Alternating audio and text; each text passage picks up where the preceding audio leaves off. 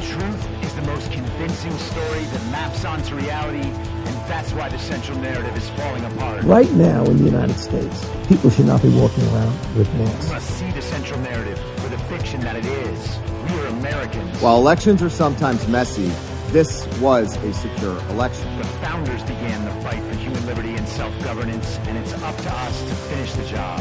I'll tell you what, we are in a truth emergency right now. This is the end game.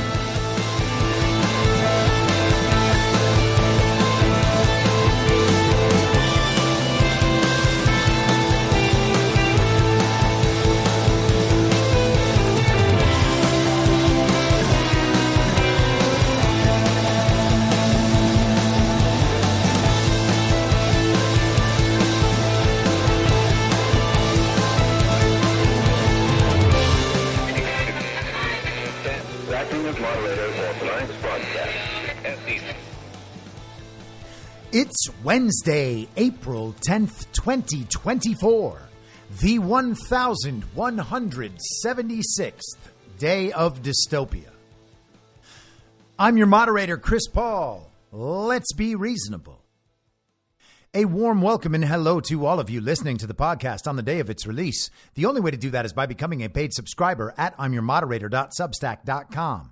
You can do so for as little as $50 a year or $5 a month, and in doing so, you will be supporting me, the work I do, and this show as it expands. And if you can't, or you simply don't want to, continue listening to the podcast for free a couple days later on a wide variety of podcast platforms and, of course, Rumble.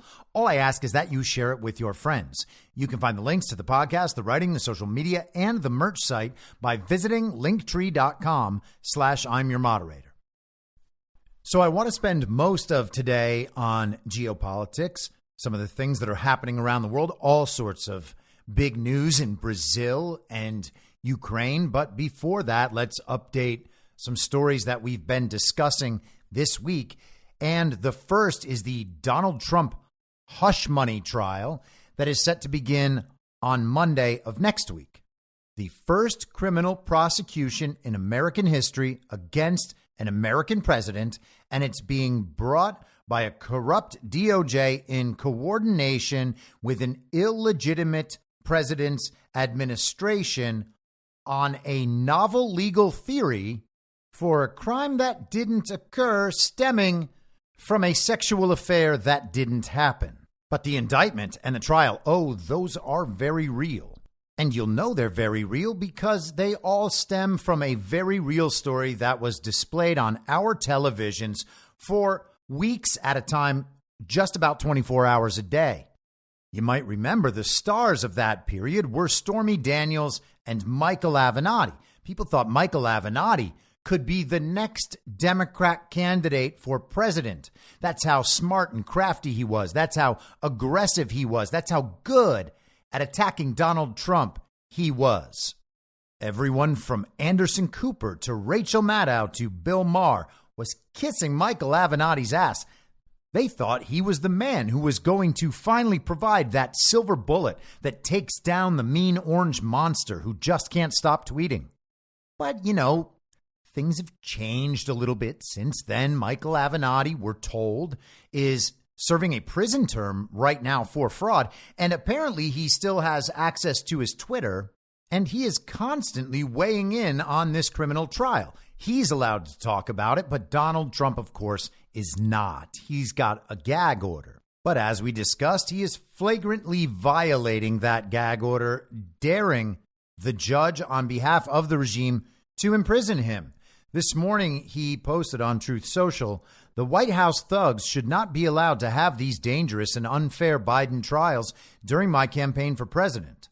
All of them, civil and criminal, could have been brought more than 3 years ago. It is an illegal attack on a political opponent. It is communism at its worst and election interference at its best. No such thing has ever happened in our country before. On Monday, I will be forced to sit, gagged, before a highly conflicted and corrupt judge whose hatred for me has no bounds.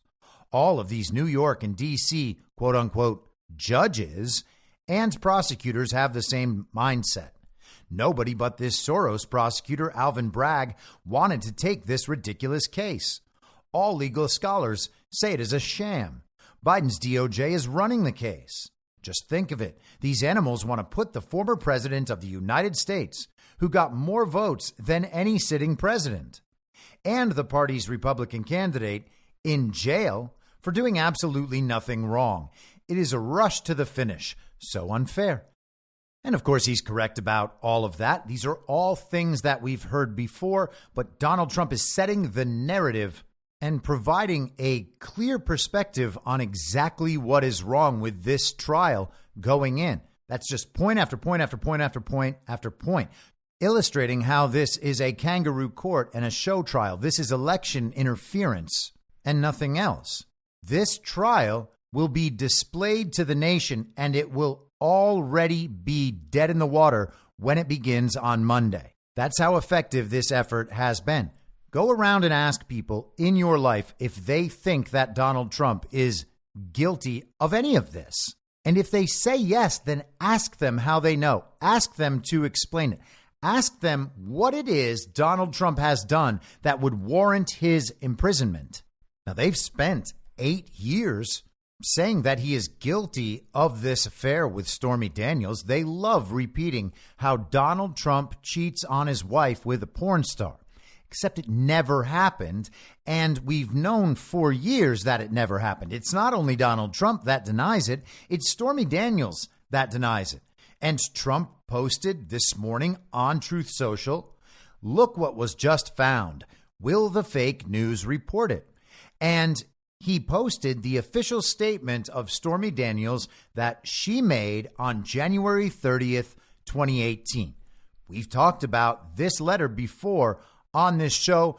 Donald Trump is trolling a bit there, maybe trying to draw some attention to it, maybe trying to make it more easily acceptable for people who have never heard Stormy Daniels deny their affair.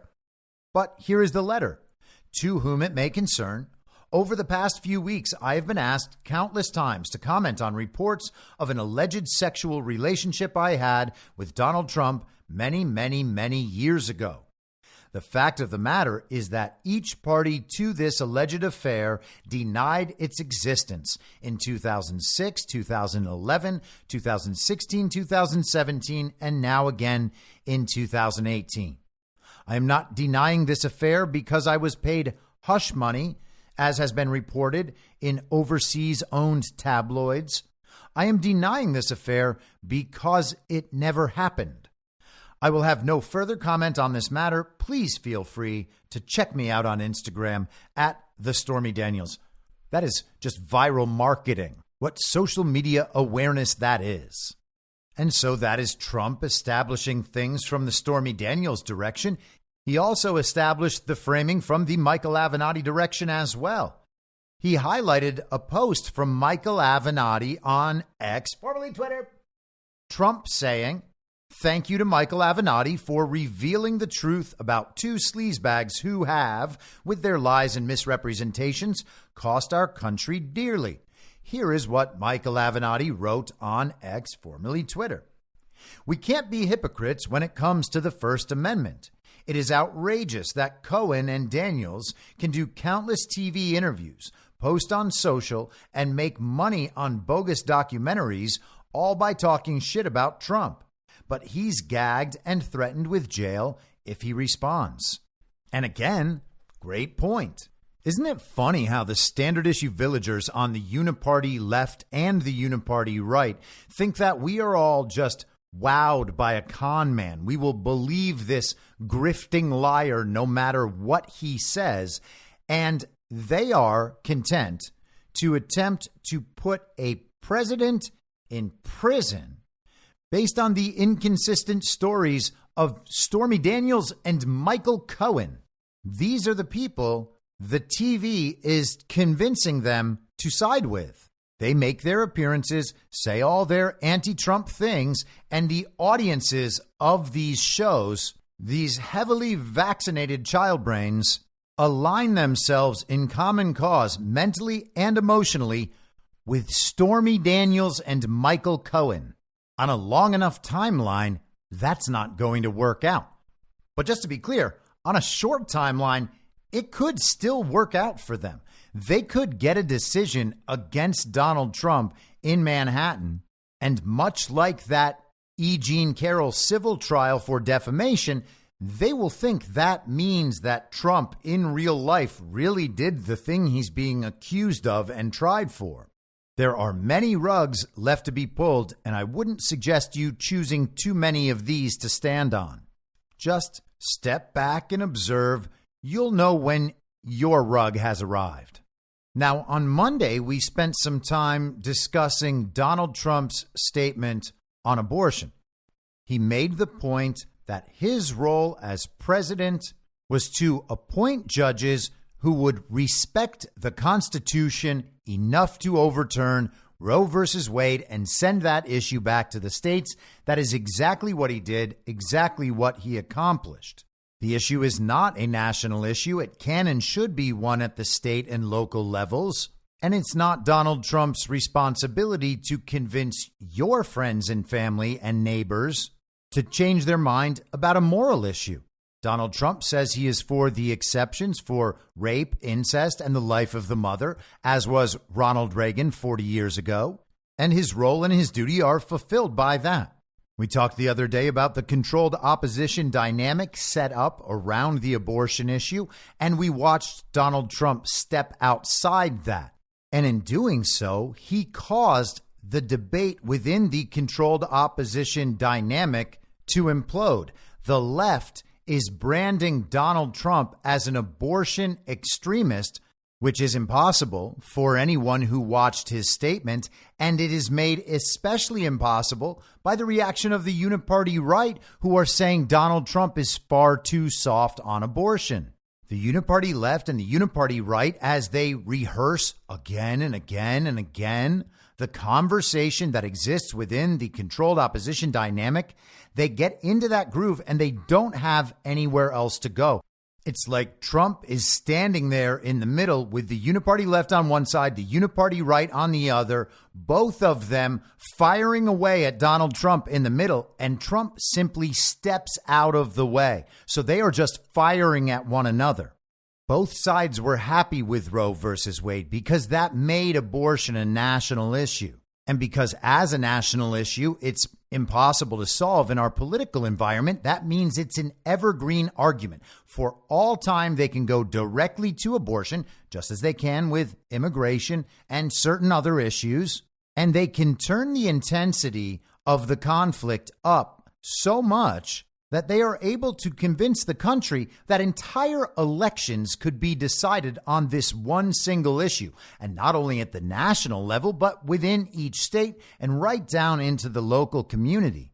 If they can properly portray a national candidate as having the wrong position on abortion, they can explain how some obscure Democrat won a seat on a school board. Oh, yeah, it was just a wave year for Democrats. They got that blue wave on the back of the abortion issue because the presidential candidate on the Republican side was just too toxic to women. It has been clear since that Dobbs decision that elections were going to be fought this way. They've been attempting to create that environment for this fake 2024 election and campaign season. And Donald Trump simply stepped out of that. Now they are just shooting at each other. Now, I said on Monday, on Telegram at least, I think I mentioned it on here, though, that the whole thing seemed like Donald Trump was getting ahead of something. Why would you just come out on Monday morning and release this statement on abortion that would create all this controversy, sucked all the oxygen out of the room for Monday?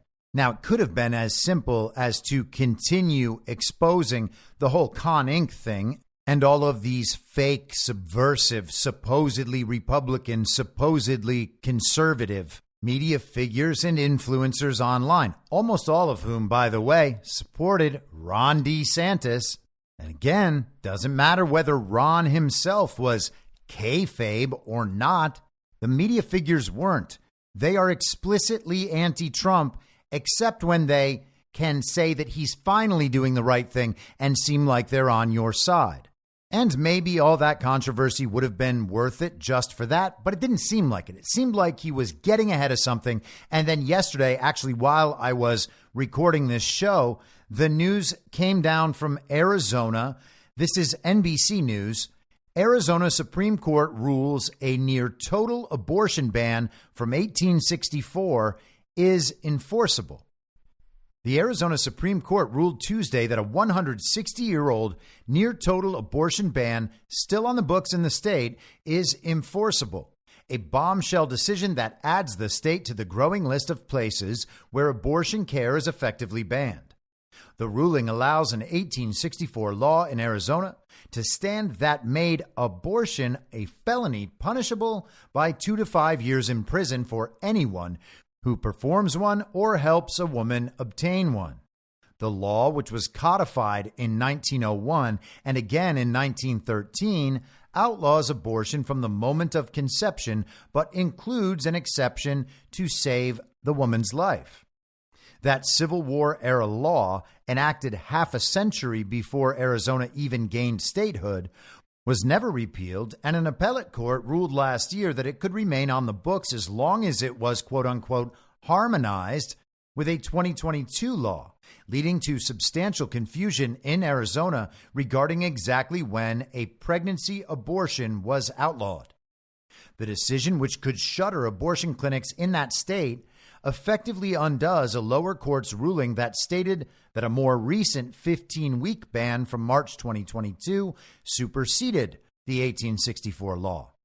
The Arizona Supreme Court said it would put its decision on hold for 14 days, writing that it would send the case back to a lower court so that court could consider additional constitutional challenges that haven't been cleared up yet. Attorney General Chris Mays, a Democrat, said moments after the ruling that she would not enforce the law. Let me be completely clear. As long as I am Attorney General, no woman or doctor will be prosecuted under this draconian law in this state, Mays said in a statement, adding that the decision was unconscionable and an affront to freedom. Now, it's also an affront to freedom that Chris Mays is pretending to serve as a legitimate attorney general in Arizona. Chris Mays is the product of a rigged and stolen election that is actually still under contest. Now, if we lived in a rational and just world, that statement alone from Chris Mays would be enough to remove her from office. She just said she does not intend to enforce the law of Arizona. That is the job she was supposedly, but not quite, elected to do. In fact, she took an oath to do that job. This is the oath for a constitutional officer and employee of Arizona.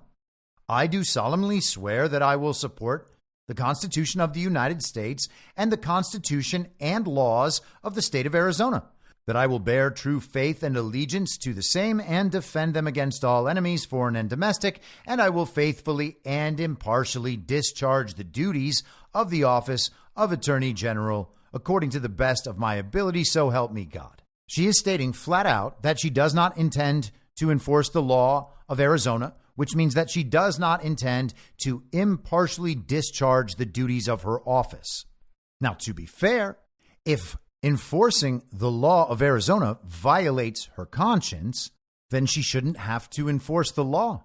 But she should immediately resign. Because when people who swear an oath to uphold and enforce the law decide to usurp the legislature's proper authority in making the law by making their own law, well, they are declaring their unfitness for office. They don't have to violate their conscience. They simply have to resign. It is insane that we accept the idea that someone in office might simply publicly state that they're not going to do their job and that we're just like, oh, well, what moral courage that person has. We have, as a society, adopted the mindset of left-wing protesters, where we imagine that the bravest thing in the world is doing whatever you were already wanting to do anyway.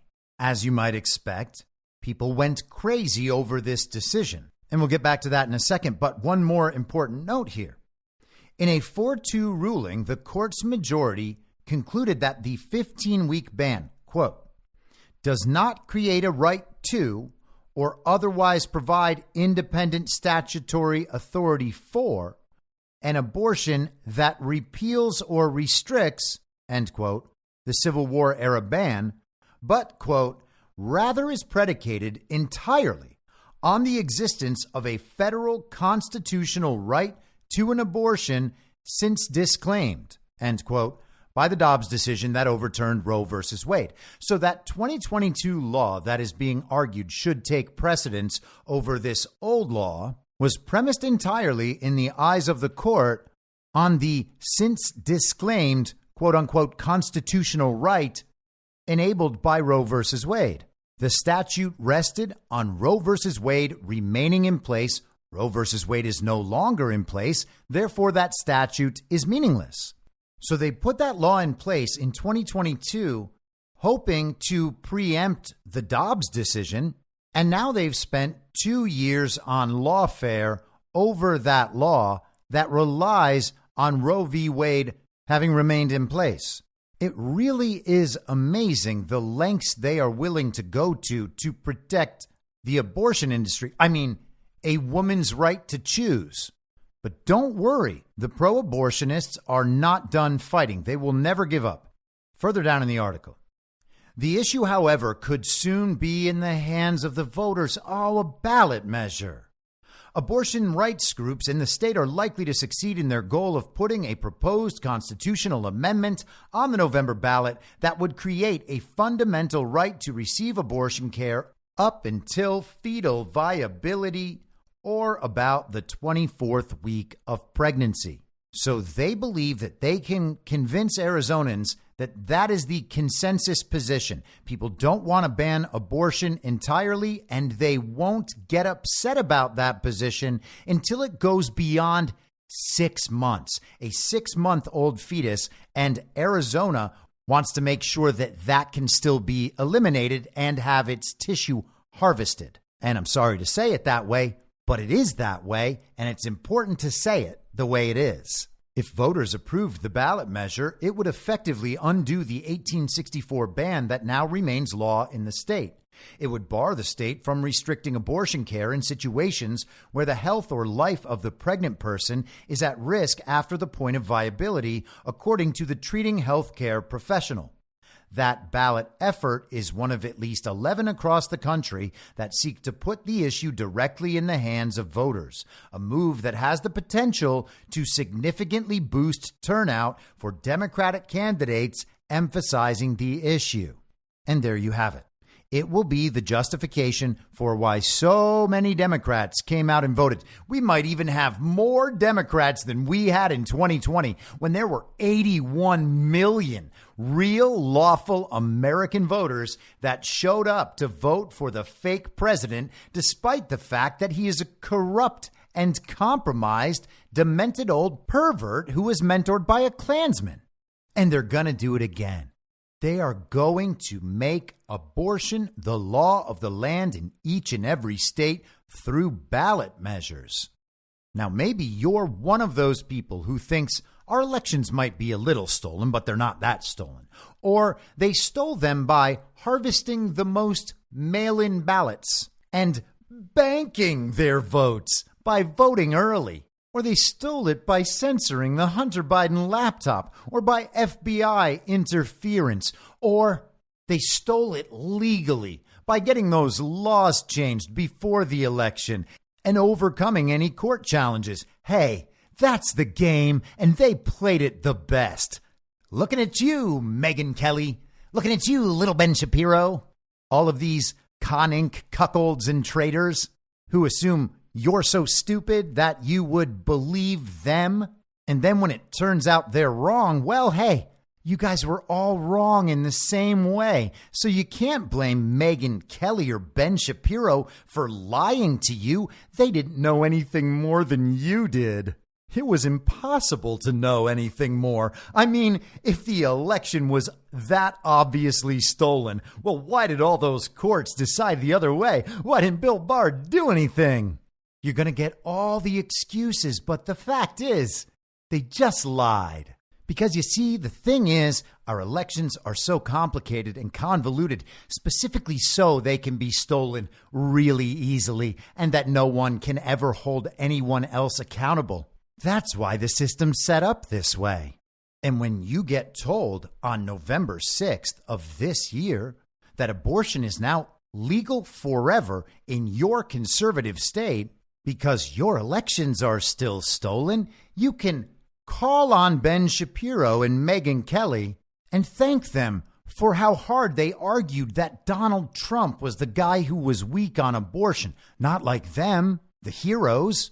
You are being told, you are being shown what the plan is.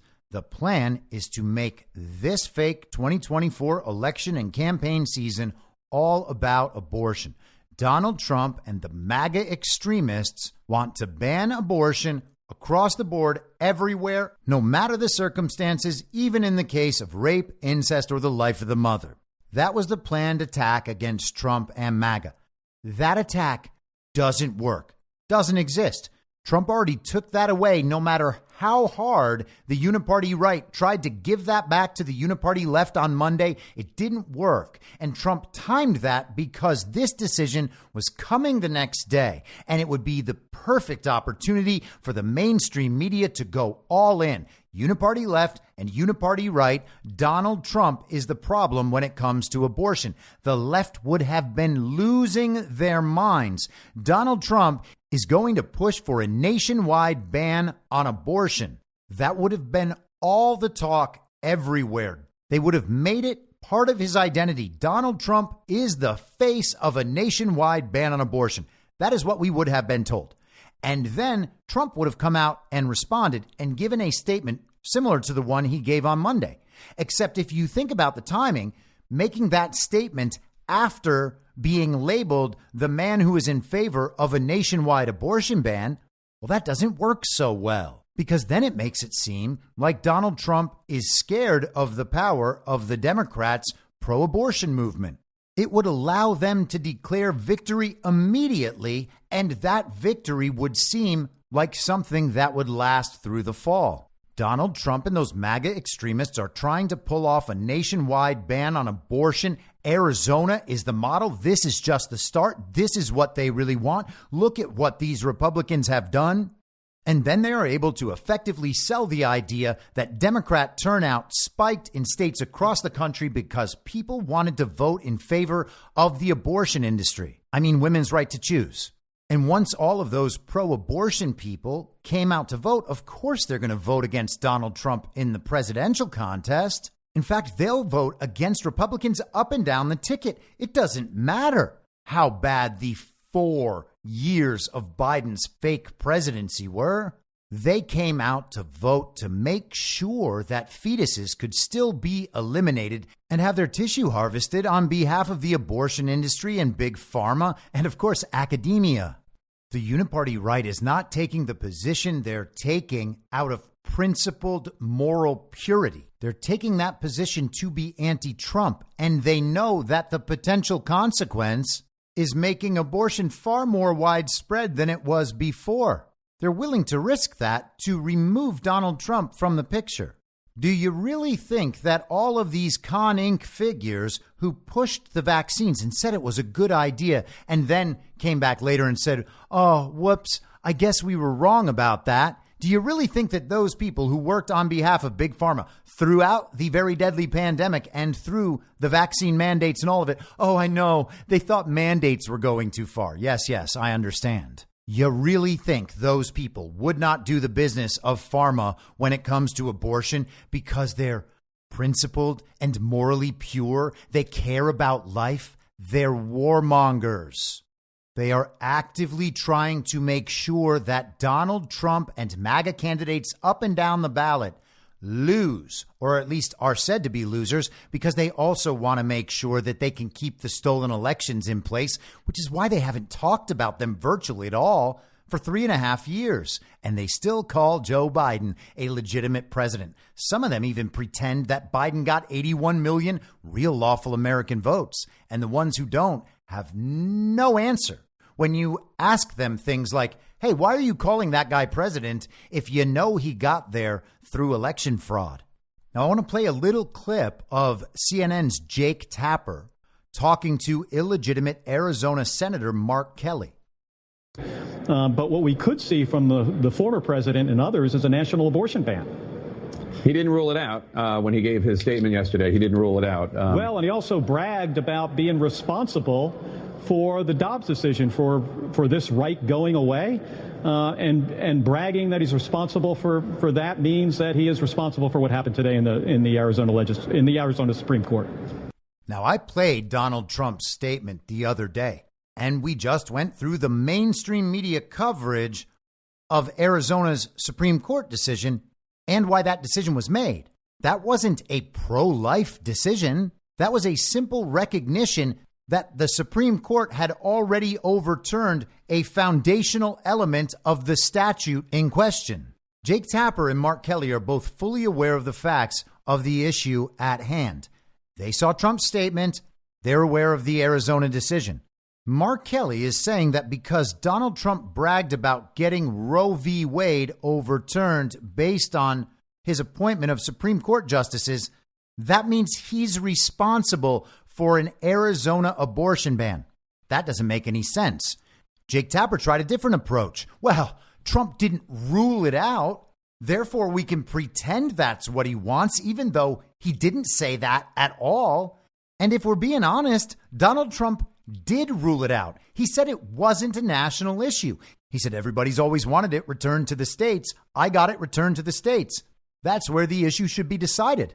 That means he does not support a nationwide abortion ban. It couldn't be any clearer.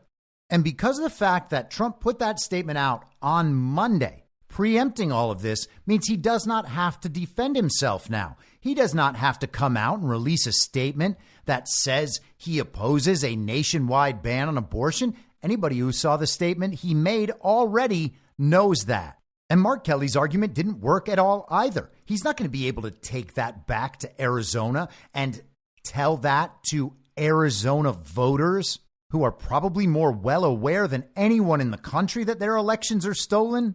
No one's going to believe that pro-abortion industry voters won the election up and down the ballot for Democrats this year with the fake president after another 6.5 months of stolen elections being exposed and Joe Biden's incompetence being exposed, as well as the complicity of the Uniparty right.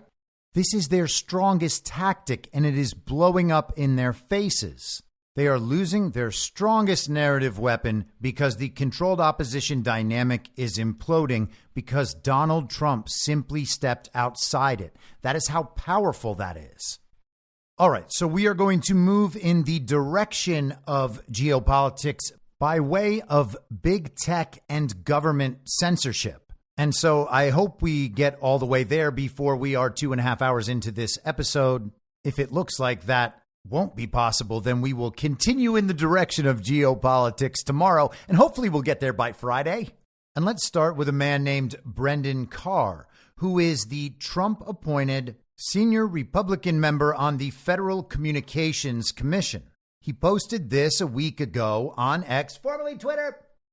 The FCC just announced that we will vote April 25th on President Biden's plan to further increase government control of the internet through Title II regulations. I'm a no on this unlawful plan. Americans want more freedom on the internet, not micromanagement by government bureaucrats.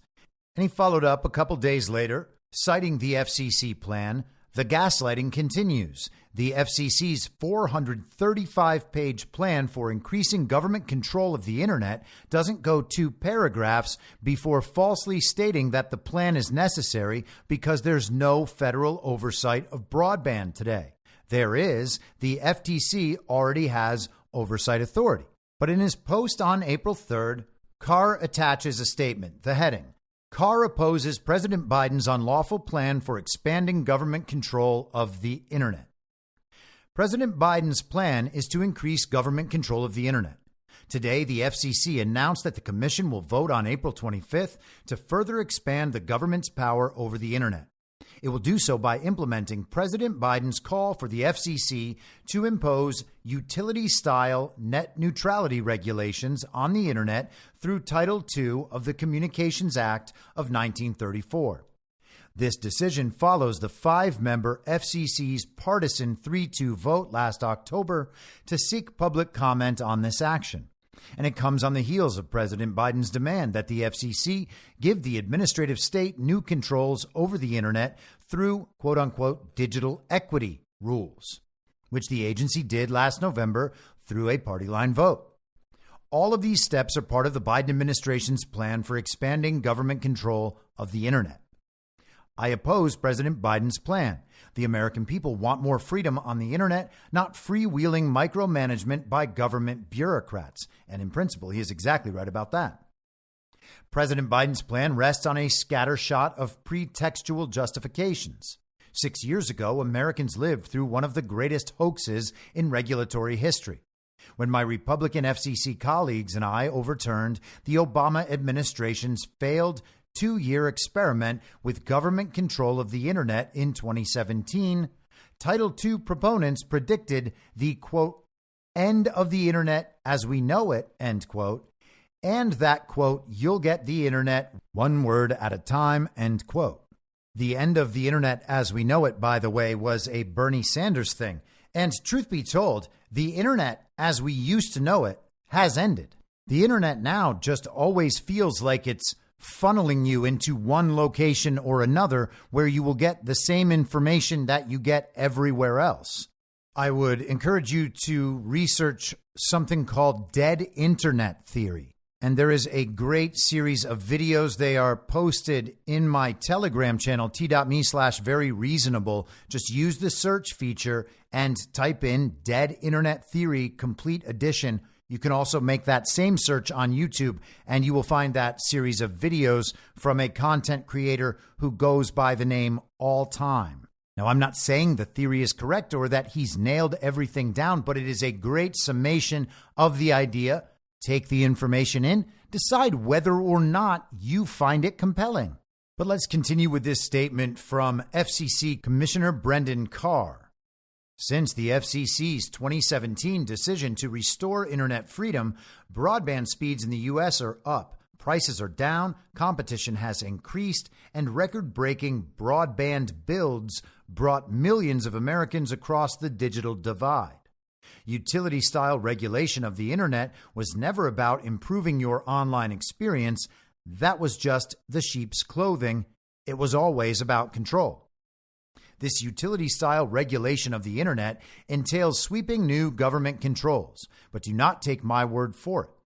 2 of President Obama's former solicitors general, some of his top lawyers at the DOJ, wrote just last week that Title II regulation of the internet, quote, would vastly expand the Commission's authority and would transform the way a federal agency regulates a vitally important element of our economy and the personal and social lives of hundreds of millions of Americans, end quote. That includes targeting pro-consumer offerings under a boundless general conduct rule. Americans want the freedom to express themselves online, not freewheeling micromanagement by government bureaucrats. This utility-style regulation opens the door to broadband rate regulation. There is no more surefire way of killing off investment and innovation than putting price controls squarely on the table. Adjudicating broadband rates under a quote-unquote just and reasonable standard should be a non-starter. This utility-style regulation will slow down rural broadband builds. The last thing that broadband builders across America need right now is a regulatory onslaught from Washington. Yet that is precisely what Title II utility-style regulation entails. As the FCC determined in 2017, the agency's 2015 experiment with Title II regulation negatively impacted small ISPs that serve rural communities. Indeed, those small ISPs reduced broadband infrastructure investment due to the FCC's 2015 Title II decision. Compare that to the significant narrowing of the digital divide that we have seen in the years since the 2017 decision. a decision that returned the internet to the same bipartisan and light-touch regulatory framework under which the internet flourished for more than 20 years. Utility-style regulation will hit Americans in their pocketbooks. Since 2017, the prices Americans pay for internet services have decreased on an inflation-adjusted basis. Meanwhile, the prices for utility-regulated services like electricity, water, and gas have increased over 2 times faster than the prices for internet services. Monopoly regulations invariably lead to monopoly prices. In addition, Title II regulation opens the door to regulators adding new taxes and fees to consumers' monthly broadband bills. This plan is a gift to big tech. As the past few years have made clear, big tech companies have engaged in a discriminatory pattern of gatekeeper conduct. Yet big tech companies have been some of the longest and deepest-pocketed backers of net neutrality rules. Why? Because Title II regulations apply only to big tech's competitors, distract regulators' attention from actual problems, and leave big tech companies free to continue operating in a biased and non-neutral manner. This plan is unlawful, as President Obama's lawyers make clear.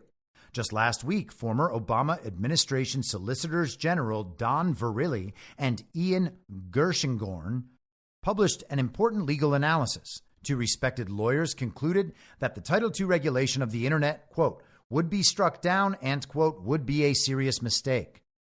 Indeed, launching a Title II rulemaking would represent a massive waste of resources for the government, industry, and the public, as well as the lost opportunity to pursue more pressing goals, such as deploying robust broadband service to all Americans, the Obama administration alum stated.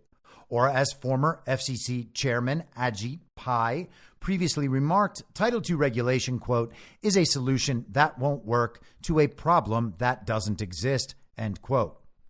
Carr writes, I agree, rather than heading down the doomed and damaging path toward Title II, the FCC should focus on advancing the many important policies over which the Commission does have authority, from rural broadband and spectrum to public safety and illegal robocalls.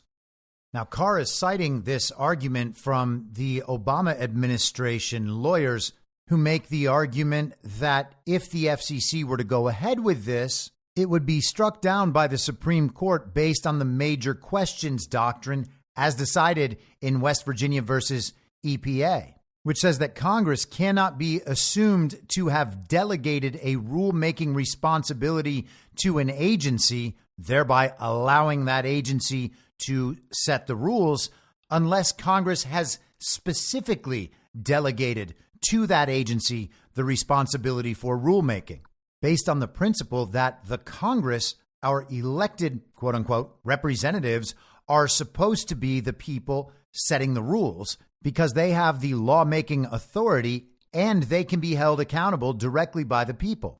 The agencies, therefore, are not allowed to make decisions about major questions without being specifically authorized to do so.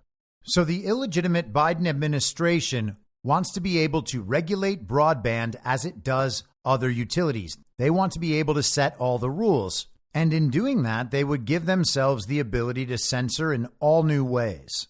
And while that might be one of the immediate goals here, I would be suspicious that there are actually much bigger goals in what the Uniparty is attempting. I talk occasionally about my, I believe, well-founded belief that a parallel communications and energy infrastructure is being built up in the sky via Starlink and other satellites and down here on the ground with technology that can send and receive to those satellites. I've mentioned a couple times, I had part of this discussion at least with General Steve Quast at GART in January. And you can hear that discussion as well by going to t.me/veryreasonable, the info stream on Telegram. Use the search feature, type in Quast, and you will see it there posted on January 23rd of this year. I have absolutely no doubt that they are intent on censoring people in the short term, but long term, I have a feeling that what they are looking to do is make sure they have full control over that parallel communications infrastructure that is being built up in a more decentralized fashion that could eventually be peer-to-peer in some sense, making it so they don't have control at all. Now, staying on the topic of big tech, this is from yesterday in the Daily Caller. Jim Jordan demands docs and communications between big tech and FBI.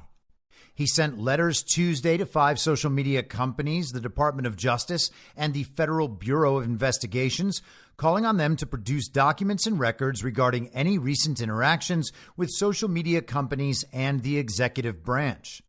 The Daily Caller first obtained copies of the letters to the chief executive officers of Alphabet, that's Google, Amazon, Apple, Meta, Microsoft, Attorney General Merrick Garland, and FBI Director Chris Wray, demanding documents of the executive branch's recent interactions with the social media companies.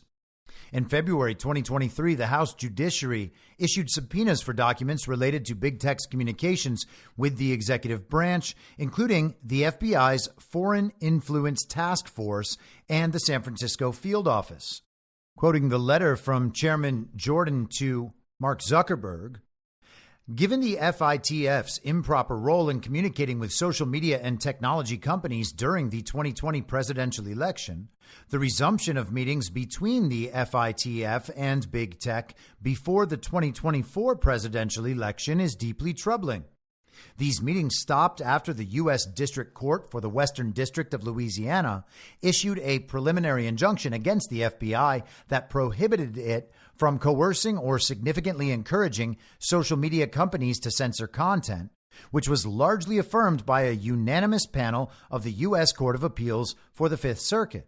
But following the Supreme Court's recent stay of the injunction, the FITF resumed outreach with social media companies. According to an FBI spokesperson, the purpose of this outreach is to facilitate sharing information about foreign malign influence with social media companies.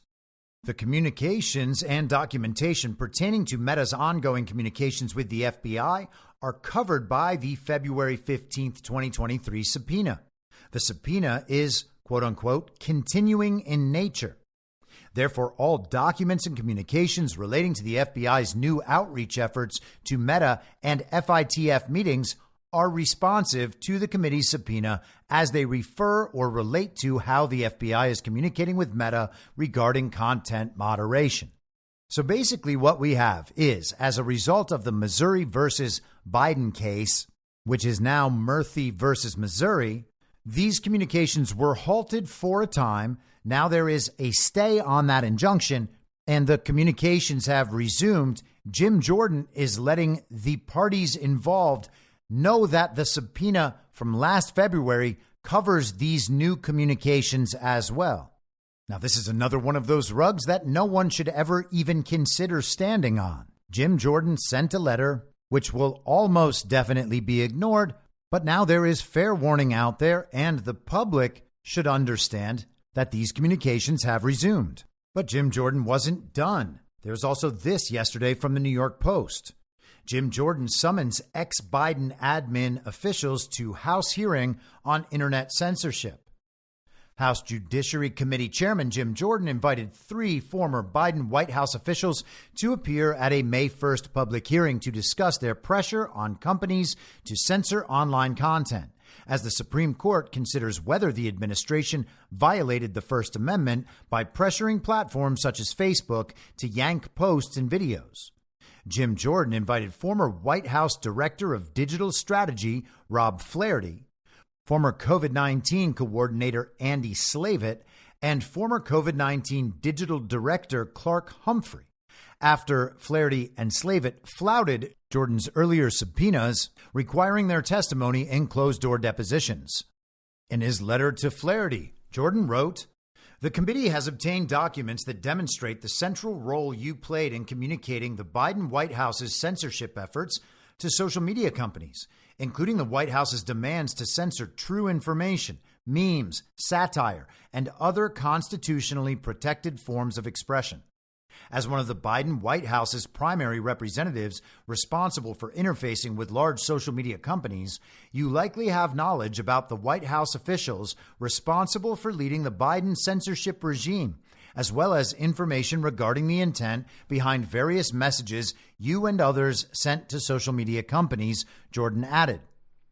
Internal Facebook documents obtained by the committee illustrate your specific role in threatening high-ranking Facebook executives to censor American speech, including critics of the Biden administration. These internal notes reveal that you sought to have Facebook kick people off the platform, change its newsfeed algorithm, and, quote-unquote, play ball with the Biden administration's censorship demands. All right, so let's move from big tech censorship in the United States of America to big tech censorship around the world. And it just so happens it's the same companies involved in big tech censorship, and they're all doing it on behalf of the same global regime. Our media here in the United States pretends that all of this is just some kind of conspiracy theory. It's just a bunch of MAGA extremists being upset that we're not allowed to spread disinformation and hate speech online. And sure, they've got a point. Nothing is more fun to spread online than disinformation and hate speech, but that's really not the only thing we're in it for. So on Wednesday of last week, prominent Uniparty left normie journalist Michael Shellenberger posted on X, formerly Twitter Files Brazil. That's right.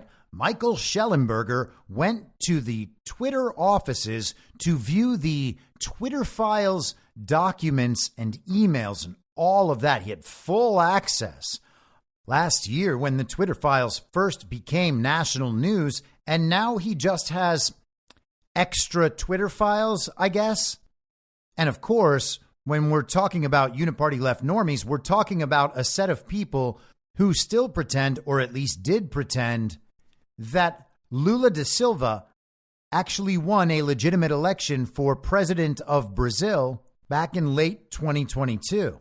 Because, of course, if you admit that Brazil's election has been stolen by Brazil's version of Joe Biden, defeating somehow Brazil's version of Donald Trump, which was then followed by Brazil's version of January 6th, which was really just America's Reichstag fire, well, then you might have to admit that our election might have been stolen too.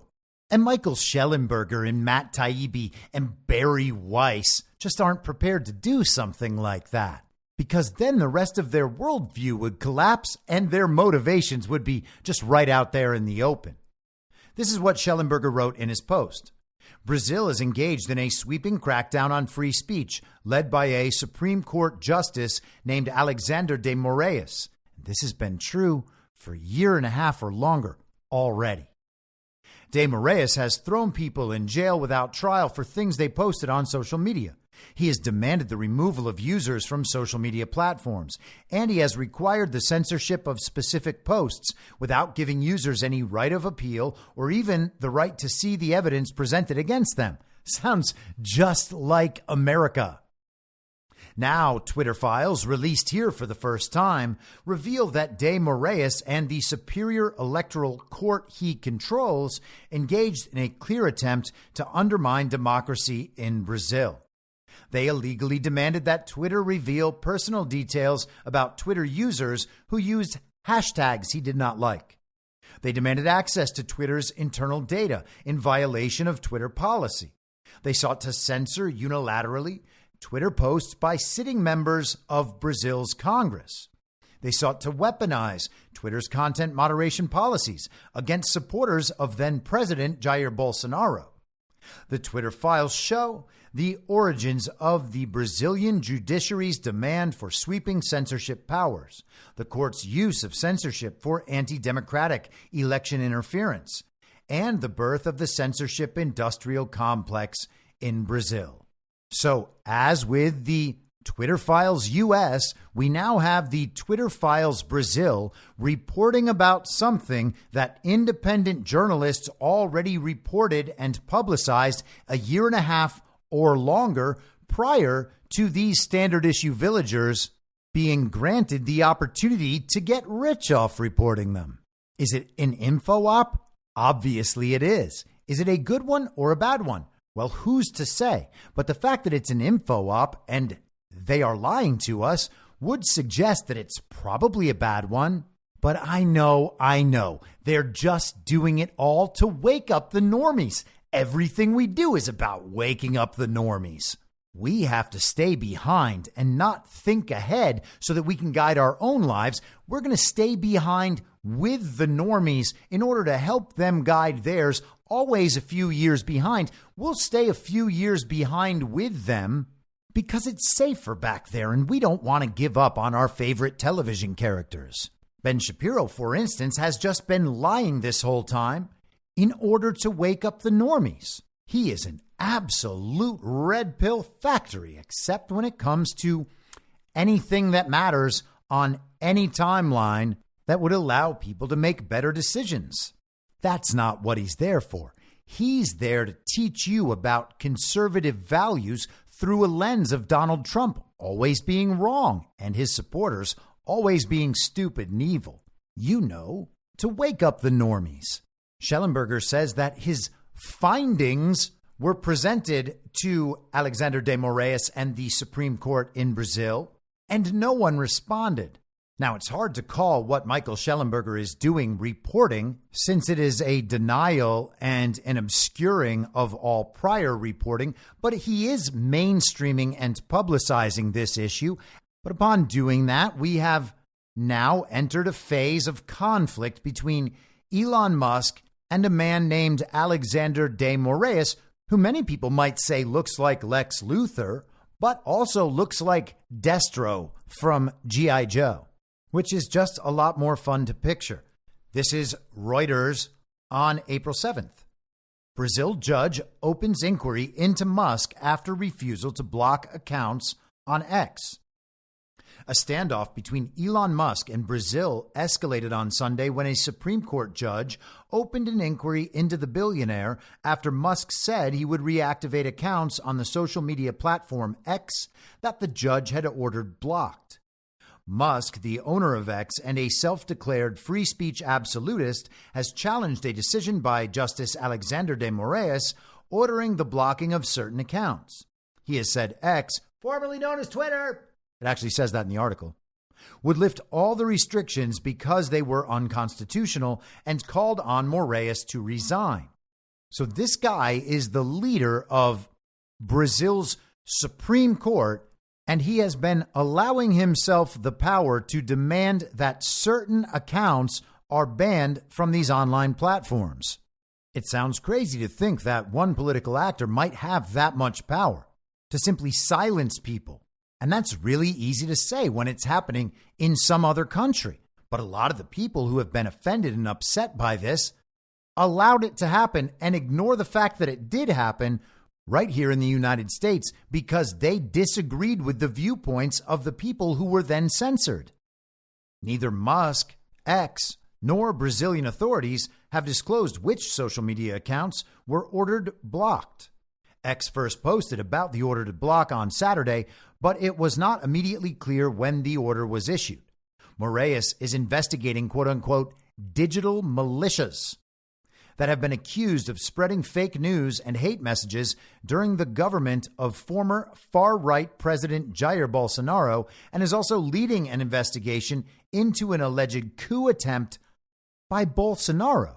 So the illegitimate regime currently in place in Brazil, led not by their illegitimate president, Brazil's Joe Biden, but led by the leader of their overpowered high court, is investigating little bands of digital soldiers who were spreading disinformation and hate a couple years ago. The same playbook with slight variations playing out at slightly different times all over the world. I've said it countless times. I've provided countless examples. Here it is again. This is how it always has been. The good thing is that the playbook is the playbook. They don't have unlimited options. But back to Reuters. Musk, in an X post on Saturday evening, accused Moraes of brazenly and repeatedly betraying the Constitution and people of Brazil. This judge has applied massive fines, threatened to arrest our employees, and cut off access to X in Brazil, he said in the post. As a result, we will probably lose all revenue in Brazil and have to shut down our office there. But principles matter more than profit. The billionaire has pledged to legally challenge the order blocking X accounts where possible. Moraes responded on Sunday by adding Musk to the investigation he is leading into fake news on social media and opening an inquiry into what he called an obstruction of justice. In his decision, Moraes said, X shall refrain from disobeying any court order already issued, including performing any profile reactivation that has been blocked by the Supreme Court. If X fails to comply with the order to block certain accounts, the company will be fined Brazil's equivalent of about $20,000 per day, the judge said in a statement released to the media. President Luiz Inácio Lula da Silva's leftist government expressed support for Moraes, with Solicitor General Jorge Messias criticizing Musk and calling for the regulation of social media networks to prevent foreign platforms from violating Brazilian laws. We cannot live in a society in which billionaires domiciled abroad have control of social networks and put themselves in a position to violate the rule of law, failing to comply with court orders and threatening our authorities, Messias said in a post on X. Elon should just censor him. I mean, it's kind of funny and ironic that these corrupt communists are telling Elon Musk how to operate his own platform on his own platform.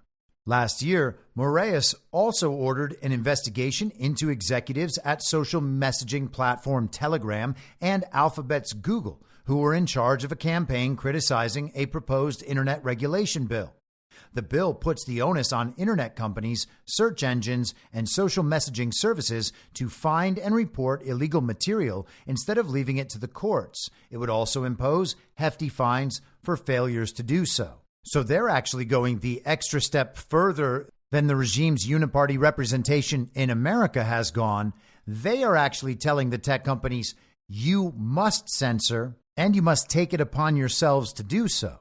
On Monday evening, a Brazilian federal representative named Nicolas Ferreira posted on X, formerly Twitter, Elon said that Alexander has Lula on a leash and that he put his finger on the scale to elect him.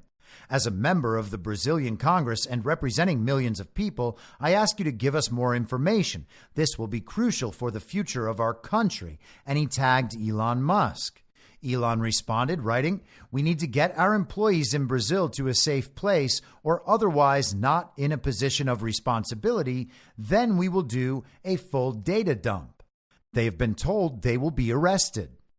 And again, if an issue begins with an info op, you can assume there is some level of info op influencing each future step as the story evolves.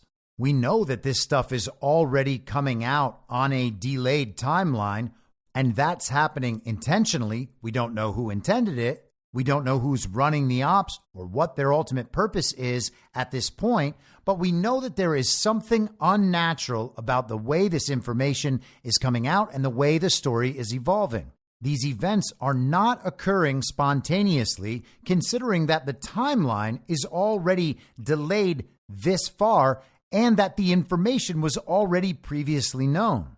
And so let's catch up to where we are now. This is from yesterday in the Epoch Times. Musk says Starlink will be free for Brazil's schools if government cancels contract. So we have dealt with this issue before as well. We've covered battles over Starlink access numerous times when it comes to the Russia-Ukraine conflict. And time after time, it seems as though Elon Musk is making sure that Starlink is available for the people who actually need it, and it cannot be cut off by elements of this global regime. Now, to be clear, I said that's how it seems now. I am open to being wrong about that. There is a lot of fog of war when it comes to all of this stuff. But if we are trying to advance on an informational timeline and bring ourselves closer to real time so that we can be making good decisions based on what is likely coming in the future, rather than waiting for the media to tell us all this critical information when they decide to, much, much later, for their own reasons, then we have to do what we can to see the picture before it fully emerges, understanding that we are intentionally being denied crucial information that would allow us to be confident in any certain direction. That said, there are a lot of things that I believe align with this viewpoint. And if you think about that parallel energy and communications infrastructure I was discussing earlier, then Elon's position regarding Starlink fits perfectly into that picture. From the Epoch Times, SpaceX CEO Elon Musk has said he will provide Starlink services free of charge for schools in Brazil if the government chooses to follow through and cancel a contract for the service in the country. Many schools in Brazil have reported using the company to provide internet access to their citizens. Starlink terminals connect to the company's satellites in low Earth orbit and provide high-speed communications. Low Earth orbit. Man, I hope that they are able to put some Starlinks closer to the moon and to Mars for when we are traveling deep into outer space. Brazil's government has reportedly announced plans to suspend all contracts with Starlink, prompting Mr. Musk to offer the service free of charge. Starlink will provide free internet for schools in Brazil if the government won't honor their contract, he said in an April 8th social media post. The moves come amid a growing stoush. I mean, what? What kinds of words are you using over at the Epoch Times? A growing stoush between social media company X, also owned by Mr. Musk, and the Brazilian government. The global affairs team claimed the company had been threatened with fines if they didn't comply with the order. They also said they were unable to provide a list of which accounts were impacted. We believe that such orders are not in accordance with the Marco Civil da Internet or the Brazilian Federal Constitution, and we will challenge the orders legally where possible, the post from the global affairs team said. The people of Brazil, regardless of their political beliefs, are entitled to freedom of speech, due process, and transparency from their own authorities. And so consider what it means that Elon Musk would continue providing Starlink service in Brazil, even if their out-of-control Supreme Court Justice Alexander de Moraes ends the contract or goes so far as to try to outlaw it. How could Elon do that? Couldn't the Brazilian government just cut off the access? And that is the question to be asking. Is it possible that they couldn't? Is it possible that just having the Starlink terminal in your possession and being able to plug it in to start receiving internet signal from the Starlink satellites is something that the government wouldn't be able to stop unless they sent law enforcement from home to home checking to find out whether people had a Starlink terminal? Is it possible that Elon Musk via Starlink and this global network of satellites has provided a communications infrastructure that rogue, hostile, illegitimate governments cannot take away from their people? I mean, if that's the case, it would be awfully hard to censor those people because all they would need would be communications apps that choose not to censor.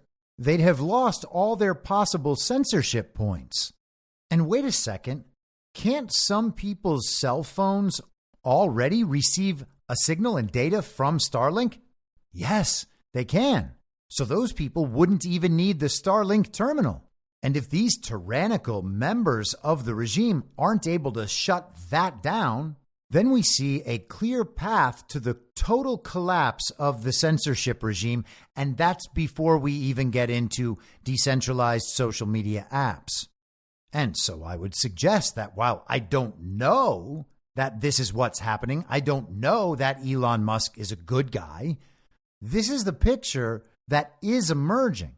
And if I am right about this picture and its implications, then Elon Musk would not only be one of the good guys, he would be one of the best guys, and he would clearly be involved in an extraordinarily well-designed, high-tech plan to finally beat this regime. And oh yeah, Bitcoin fits right into all of this. I'll be back tomorrow at the same reasonable time on the same reasonable podcast network. I don't have a network. Masks and lockdowns don't work. They lied to you about a pandemic. And Joe Biden will never be president. In my mind, that's the end game. if you're listening to this episode for free, you can support me and support the show and the work I do by signing up for a paid subscription at imyourmoderator.substack.com. You can do so for as low as $50 a year or $5 a month. Comes out to under a quarter per episode, and you'll blast right through the paywall for all of the writing. The merch store is www.cancelcouture.com, and you can find everything else by heading to Linktree. Linktree.com/I'm your moderator. And I'll see you soon out on the range.